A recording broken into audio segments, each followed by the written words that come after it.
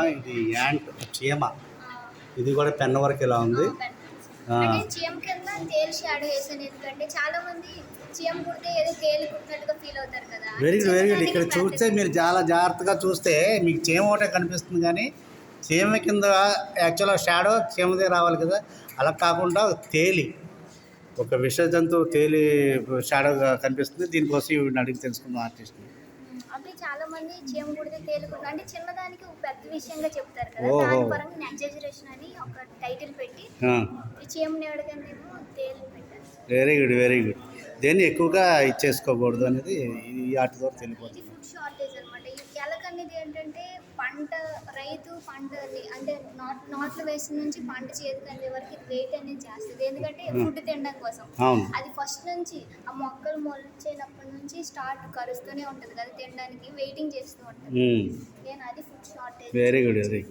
ఇది కూడా ఇది ఎచ్చింగ్ అంటారు. ఉడుముని కొండ చిలువ పట్టేసి అసలేంది కొండ చిలువకి వెళ్ళాలి, కానీ నేను ఇక్కడ మానిటర్ ఓకే.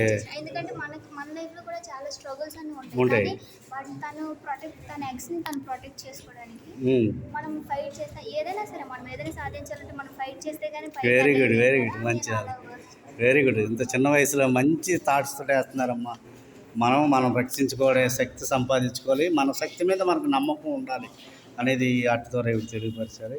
ఇక్కడ జర్నీ కూడా ఉంది, బాగుంది. అవునవును. Very good. థ్యాంక్స్ అమ్మా.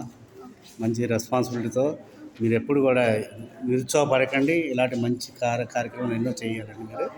ఓకే అండి. సమాజం పట్ల కళాకారులకి, ప్రతి కళాకారుకి ప్రతి ఆర్టిస్ట్ కూడా మెజిషియన్, సింగర్, తర్వాత డ్రామా, ఇవన్నీ కళాకారుడికి ప్రతి ఒక్కరు సమాజం కోసం బాధ్యత ఉంది. ఆ బాధ్యత ప్రతి ఒక్కరు నిర్వర్తించాలి. Okay, thank you.